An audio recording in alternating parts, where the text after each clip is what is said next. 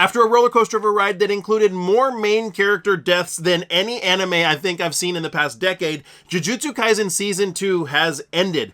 But it was so jam-packed with so much information that it left a lot of viewers confused as to actually what was going on. Today I'm going to explain to you what happened at the end of Season 2 and what it means moving forward in Season 3 with Jujutsu Kaisen The Culling Game. What's going on, everybody? Welcome back. You're watching the channel Dr.Applesauce. My name's Will. It's another beautiful day here in Texas. I hope you guys know that I love you, God loves you, and that there is an awesome plan for your life. That's right. Jujutsu Kaisen Season 2 has finally ended, and Season 2 has been an incredible ride. And Season 2 has taken a lot of what we love in anime and turned it on its head by basically killing off a huge portion of some of the main supporting characters in the show. So to that effect, massive spoiler warning for this video. If you have not watched all of Jujutsu Kaisen Season 2 and you do not want to be spoiled, well, you probably don't want to watch this video because I'm going to talk about who's died, who's left, what happened, what's going on in Season 3, and we're just going to spoil the crap out of stuff. So here's your spoiler warning about Season 2, or if you're like my wife and love to have spoilers, well, here you go. So Jujutsu Kaisen Season 2 was a roller coaster of a ride with the Shabuya Incident. Tons of crazy stuff happened. We started off with the prequel kind of to Gojo's past and the hidden inventory episodes that set up a bunch of what happened with Gojo and Gojo's relationship with Geto, really setting up some things and laying the groundwork for what happens in the Shabuya Incident. And once the Shabuya Incident starts, it takes off like a rocket. Jujutsu Kaisen is not afraid to kill off a bunch of the main characters. We saw some pretty incredible deaths in Season 2 of Jujutsu Kaisen. Least among those were Mekimaru, were 3 of the 4 disaster curses. So Hanami, Jogo, and Dagon were all exorcised and killed. We also saw the deaths of Kugisaki, who is one of the main female character leads in the show. Now, interesting about her demise is there's some stuff that happens in the last episode of Season 2 where another sorcerer tries to heal her and maybe can bring her back. So I guess we'll see in Season 3 what actually happens with that.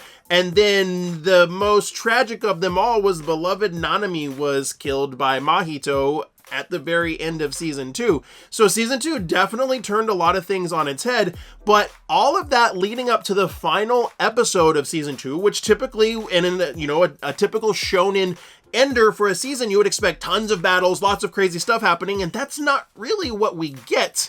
We get a lot of crazy things happening with Geto, or fake Geto. So in the second to last episode of Season 2, we essentially see Yuji go off and beat the living snot out of Mahito. I'm sure I'm not the only one that absolutely hated Mahito. The whole time I'm like, kill him, destroy him, exorcise Mahito. I hated Mahito, so it was very gratifying to see Yuji beat the snot out of Mahito. And that's how Season 2, the second to last episode of Season 2 ends. And so we go into the last episode of Season 2, and that is the context of what's just happened. Yuji has beat the snot out of Mahito, and then Geto comes up and is like, hey, Mahito, should I save you? And then in the last episode of Season 2, we see all of what's going on with Geto unravel, because we saw previously in Season 2 that Geto isn't Geto. Geto was actually killed in the very end of the original Shabuya Incident back when Yuta Okkotsu in Jujutsu Kaisen 0, when all of that was going on. And what we realize is that the sorcerer Kenjaku has been masquerading as Geto, and he is a sorcerer that is well over 1,000 years old, who can transplant his brain into other people in order to control them, including, in a weird twist of fate, Yuji Itadori's mother, which makes Yuji, by some weird twist, Kenjaku's son? So we find out that Kenjaku, or fake Geto as we will refer to him for the rest of this video, has actually been controlling Geto's body this entire time. And he is the mastermind behind the entire Shabuya Incident. Fake Geto orchestrated the entire Shabuya Incident with the aid of the disaster curses Mahito, Jogo, Hanami, and Dagon, with the secret intention of forcing Gojo to overextend himself and exhaust himself so that he could be caught off guard when he saw his previous best friend and then be imprisoned in the prison realm. Now, we learned that Fake Geto orchestrated the entire Shabuya incident with a few specific reasons. One, specifically to imprison Gojo, because Gojo was going to be a massive roadblock for everything else that he was trying to do. And the Shabuya incident played a couple specific roles. First and foremost, it considerably weakened Jujutsu Society's sorcerers and provided the opportunity for Fake Geto to increase his strength as well. Via his inheritance of Geto's cursed manipulation technique, he always had the ability to add the disaster curses Hanami, Dagon, Mahito, and Jogo to his arsenal, but he would have had to defeat and subdue each of those 4 special grade curses in order to actually absorb their powers and their cursed energy. And so he wanted to use the Shabuya incident as a convenient way to weaken all 4 of these disaster curses so that he could, basically absorb them with no incident without having to fight and defeat them himself. But his plan worked a little too well, and Hanami, Dagon, and Jogo were all killed and exorcised during the Shabuya incident, and he was not able to absorb any of them, and the only one that he was able to absorb was Mahito without incident, because Yuji beat the snot out of him and basically whittled him down and made him very, very weak. But Fake Geto being able to absorb Mahito was actually the perfect disaster curse for him to be able to absorb, because Mahito's unique abilities were the linchpin to kick off his entire plan and impetus behind the Shabuya incident. When Fake Geto absorbed Mahito, Fake Geto used the real Geto's cursed spirit manipulation technique to extract Mahito's idol transfiguration technique when he absorbed him. Then he reused a remote technique activation to alter the souls of scores of humans that he had previously marked and influenced over the past years. He had been working on this plan for years and years and years. And there was 2 groups of people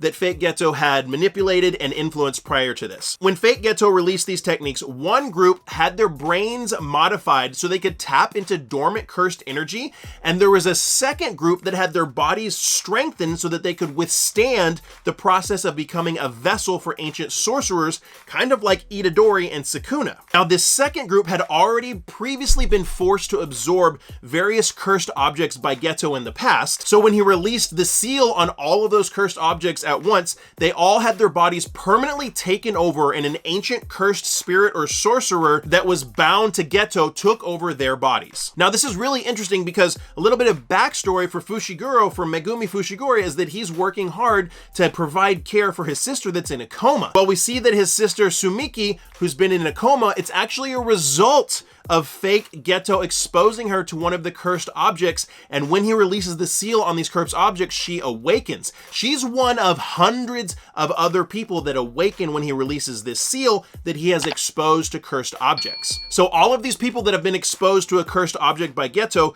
will have their bodies taken over by a hostile cursed spirit or sorcerer, but none of them have the unique ability that Yuji Itadori has and the unique willpower in order to suppress that cursed spirit's willpower and cursed energy. Yuji Itadori is the only one that's able to do this, so all of these group of people are going to awaken with hostile spirits essentially taking over their body, just like Sukuna, except their hosts cannot subdue their will. This is the groundwork for what Fake Geto's plan is for the future of Jujutsu Society and the future of humankind. This is what is going to lead us into Season 3 of Jujutsu Kaisen, the Culling game. Fake Geto's plan is to have all of these newly awakened sorcerers and ancient vessels battle each other out and essentially weed out the weak ones so that the weak get picked off and the stronger will survive and gain a deeper understanding of cursed energy until only special grade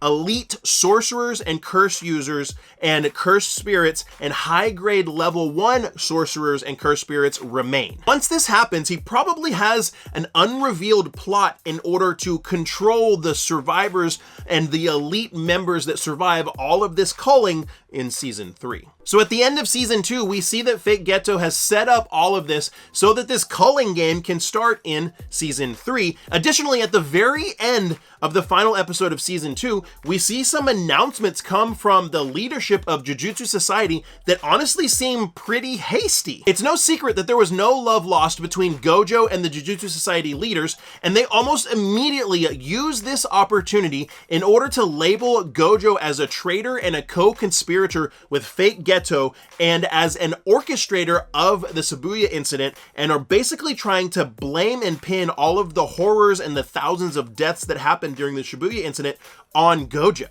Tokyo Jujutsu High School's principal Yaga has also been labeled as an accomplice of Gojo and an orchestrator of the Shabuya Incident, and any attempt to free Gojo from the prison realm has been criminalized. These announcements were declared so fast after the Shabuya Incident that it's easy to infer and assume that Fate Geto probably has some influence behind the scenes with the leaders of Jujutsu Society and is probably pulling some strings to this effect. And we're essentially going to see the entire society of Jujutsu Society and what we know to be Jujutsu Kaisen get flipped on its head in season 3. And interestingly enough, at the very end of season 2, we see Yuta Okkotsu come back from Jujutsu Kaisen 0, the movie. He has returned at the very end, and he is now the only special grade sorcerer working with Jujutsu Society, and very likely the strongest Jujutsu sorcerer alive, and he has been tasked with the execution of Yuji Itadori,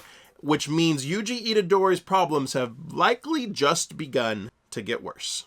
Jujutsu Kaisen Season 3, the Culling game, should be a rollicking good time and should be just as crazy as Season 2. I want to know what you guys think. Drop me a comment down below and let me know if you're excited for Season 3. What did you think about Season 2 and all of the crazy things that happened? I think this is going to be a lot of fun, but I want to hear your opinions. Let me know down in the comments below. And my friends, if you enjoyed this video, do me a favor. Just give it a thumbs up. It helps the video so much, and it's free for you to do. And subscribe if you want to see more of my anime content. And if you liked this one, you'll probably like that one a lot too. And like I always say, my friends, find somebody to love and serve today. Be the change you want to see in the world. See you next time.